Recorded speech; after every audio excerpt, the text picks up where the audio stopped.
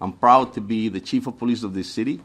I'm proud to be a product of this city for the reasons that the mayor stated. The community stepped up. It was all about groundwork, public assistance, interviews of individuals, and good old-fashioned policing. That is the type of police work that every police officer in this nation reminds themselves of, and that many do not understand. And that is critically important and often succeeds where technology alone cannot. We looked at financial records, we looked at video footages, and in the specific incident, it was actually a video that provided us with a description of a vehicle. That was corroborated through a tip that was received through the tip center. That room was packed with detectives, agents, receiving calls on a daily basis. We started early and left late. Then Flock and the LPR was able to provide us with this description of this vehicle. That vehicle was picked up by Flock, which led us to a car rental place in Massachusetts. Through that, the agents and their work as well were able to get us footage of this individual, as well as a copy of the agreement which provided his real name. The video of that subject matched the description of that person of interest that this police department was desperate to put handcuffs on. That individual was identified as Claudio Neves Valenti, date of birth, and he was a 48-year-old man. He was a Brown student, he was a Portuguese national, and his last known address was in Miami, Florida. And I will tell you that he took his own life tonight. We have members of the Providence Police Department up in Salem, New Hampshire, and we also have the BCI unit. Obviously, the FBI and their evidence recovery unit is up there, so the process is being conducted as we speak. The suspect linked to the deadly shooting at Brown University has been found dead, according to the U.S. police, with authorities saying he died from a self-inflicted gunshot wound. Law enforcement agencies confirmed that operations connected to the manhunt have concluded and that there is no longer any threat to public safety. We were with you less than, well, I guess now more than 24 hours ago. We had that picture of that second individual. And I would say within an hour, no more than two, I think it was under an hour, that person came forward to two Providence police officers over on the east side and said he had information, that he was that person and he had information that could help this case. And I remember last night watching his interview, and he blew this case right open. He blew it open. And that's how these cases sometimes go. You can feel like you're not making a lot of progress. You can feel like you're chasing leads and they don't work out. But the team keeps going because, you know, those of us with experience know that you're going to pull a lot of threads and it's not always the first one that's going to get you where you need to go. But when you do crack it, you crack it. And that person led us to the car, which led us to the name, which led us to the photographs of that individual renting the car, which matched the clothing of our shooter here in Providence, that matched the satchel that we see here in Providence.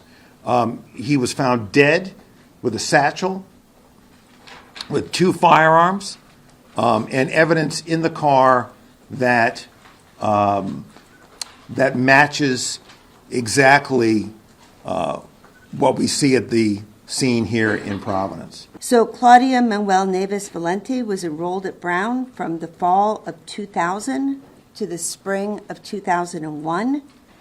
He was admitted to Brown's graduate school to study in the Master's of Science PhD program in physics, beginning on September 1st, 2000. And he took a leave of absence effective April 2001 before formally withdrawing effective July 31st, 2003. During his time at Brown, Neves Valenti was enrolled only in physics classes. The majority of physics classes at Brown have always been held within the Barris and Hawley classrooms and labs.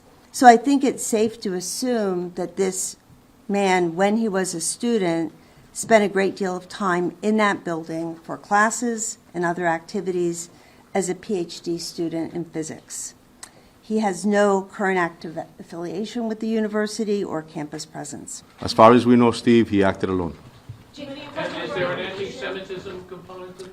No, that we know of, no. Once we were able to identify him, thanks to that individual who came forward, who led us to a plate, which led us to a rental car, which led us to that he rented that car in his own name, that really broke the case open. But in terms of why Brown, I think that is a mystery. I think there may be something going on in Massachusetts that I'm not fully familiar with because we're working this angle, but I think the Massachusetts authorities may be able to share that. Yeah, I don't think we have any idea why now or why Brown, why these students, why this classroom. That is really unknown to us, and it may become clear. I hope that it does, but it hasn't as of right now. In a statement, the Methuen Police Department said all active law enforcement actions in the area had ended and reassured residents that the situation was fully under control. Police added that investigators would continue to maintain a significant presence for several hours as evidence was collected and the scene was processed. The suspect was located near a storage facility in Salem, New Hampshire, where officers from multiple agencies converged after tracking his movements. NBC News reported that authorities were preparing to address the media shortly after the suspect was discovered, bringing an intense, days-long manhunt to an end. Sadly, today is a day that the city of Providence and the state of Rhode Island prayed would never come. We've heard about horrific acts of gun violence and active shooter situations in other places, but not here. But this afternoon at 4 o'clock in the afternoon, we received a call. 4:05 was when the initial call came in to Brown University of a report of an active shooter. I can confirm that there are 2 individuals who have died this afternoon, and there are another 8 in critical status, though stable, at Rhode Island Hospital. Those are the only injuries or casualties that we know at this time. But as I mentioned, and it's important to remind folks, these numbers may change. We are still in early hours, but at this time there are 2 deceased and 8 who are critical but stable at Rhode Island Hospital. Additionally, we do not have a shooter in custody at this time. There is a shelter in place in effect for the greater Brown University area. If you live on or near Brown's campus, we are encouraging you to stay home and stay inside. If you're not home at this time, we would encourage you not to return to your homes until the shelter in place has been lifted. The shooting at Brown University on December 13th left 2 people dead and prompted an extensive search involving local, state, and federal agencies, including the FBI. The investigation took a significant turn following the fatal shooting of MIT professor Nuno Loureiro at his home in Brookline, Massachusetts. According to CNN, investigators working on the Brown University case were alerted by officers handling Loureiro's killing after similarities emerged between vehicles linked to both crimes. While the license plates on the vehicles differed, authorities determined that the make and model matched. A witness in the Brown University case had provided license plate information, which led investigators to trace the vehicle's history. That inquiry eventually connected the same car to the Brookline shooting, enabling authorities to narrow their search and follow the trail to New Hampshire. Law enforcement later located the vehicle at a storage facility in Salem after it was flagged by a license plate reader, CNN reported. Officers surrounded the area, believing the suspect was inside one of the storage units. An abandoned car bearing the relevant plate was found at the scene, reinforcing suspicions that they had cornered the suspect. December 19th marked the 6th day of the manhunt. A law enforcement official told CNN that the suspect had carefully planned his movements to avoid detection, including steering clear of surveillance cameras and facial recognition systems. Investigators also said license plates had been swapped, a tactic that complicated efforts to track him. Authorities later confirmed that the suspect died after shooting himself as police closed in. Providence Police Chief Colonel Oscar Manuel Perez identified him as Claudio Manuel Nueves Valente, a 48-year-old Portuguese national and Brown University student. Federal officials confirmed that Valente was also a suspect in the killing of MIT professor Nuno Loureiro at his home in Brookline, Massachusetts. It was in the last 24 to 48 hours that my understanding, according to my understanding, is when the link began to be established. And that was mainly, he was using a phone that was obfuscating ability to track it. And he was using financial, not credit cards that were tied to his name. And so he was sophisticated in hiding his tracks. So the question was there anything else in the storage unit aside from the defendant's body? And the answer is he was found in there with his satchel. There was nothing else found in there that I am aware of, but they're still in the process of searching that facility right now. We don't have any information when he killed himself, but he was dead when investigators found his body. We have no information that he knew any of the victims or anyone who was at that auditorium on the night that he went in and killed. So he was using an application on his phone, and there have been a couple things. The Google phone doesn't allow officers to ping the direct location and get real-time location information about the phone. There was also beliefs that he was using SIM cards that were possibly European SIM cards that are carried through a provider in the United States but does not provide real-time information about tower connections. The vehicle, we have video of him renting the car at Enterprise here in Boston. We haven't figured out now where he got that plate from. It was an unregistered plate in Maine. We have information that that plate was a very old plate that had been taken out of the registration status over a decade ago. Rhode Island Attorney General Peter Naronha said 2 firearms were recovered near the body, along with a satchel and other evidence found in the suspect's car that matched materials from the Providence scene. Officials confirmed there was no ongoing risk to the public. Valente's last known address was in Miami, according to investigators. On Brown University, Mr. President, do you know what the motive of the shooter was? Is it No, we don't. No, it's that's moving along now, and we don't. And we're going to see what happens. Hopefully, they're going to capture this animal.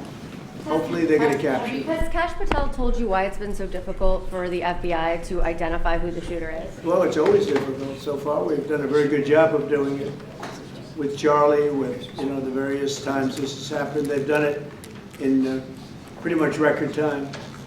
But you really have to ask the school a little bit more about that, because this was a school problem. They had their own guards, they had their own police, they had their own everything, but you'd have to ask that question really to the school, not to the FBI. We came in after the fact, and the FBI will do a good job, but they came in after the fact. Do you know if it was targeted, Mr. President? No, they don't know that yet, no. Sir. Please. Mr. President, Yeah. a number of Republicans have denounced your statement on Truth Social after the murder of Rob Reiner. Do you stand by that post? Well, I wasn't a fan of his at all. He was a deranged person as far as Trump is concerned. He said he knew it was false. In fact, it's the exact opposite, that I was a friend of Russia, controlled by Russia. It was the Russia hoax. He was one of the people behind it. I think he hurt himself in career-wise. He became like a deranged person, Trump derangement syndrome. So I was not a fan of Rob Reiner at all, in any way, shape, or form. I thought he was very bad for our country. Yeah. Sir, on the issue of drugs, is it accurate that you are considering an executive order to reclassify marijuana? We are considering that, yeah. Okay, are you planning? Because a lot of people want to see it, the reclassification, because it leads to tremendous amounts of research that can't be done unless you reclassify. So we are looking at that very strongly. Earlier in the week, U.S. President Donald Trump addressed questions about the case during a White House event, calling the incident a school problem when asked about delays in identifying the suspect. Brown University, Mr. President, Do you know what the motive of the shooter was? Was it a targeted attack? That's moving along now, and we don't, and we're going to see what happens. Hopefully, they're going to capture this animal. Hopefully, they're going to capture it. Has Kash Patel told you why it's been so difficult for the FBI to identify who the shooter is? Well, it's always difficult. So far, we've done a very good job of doing it with Charlie, with, the various times this has happened. They've done it in pretty much record time. But you'd really have to ask the school a little bit more about that because, this was a school problem. They had their own guards, they had their own police, they had their own everything. But you'd have to ask that question really to the school, not to the FBI. We came in after the fact, and the FBI will do a good job, but they came in after the fact. Do you know if it was targeted, Mr. President? No, they don't know that yet, no.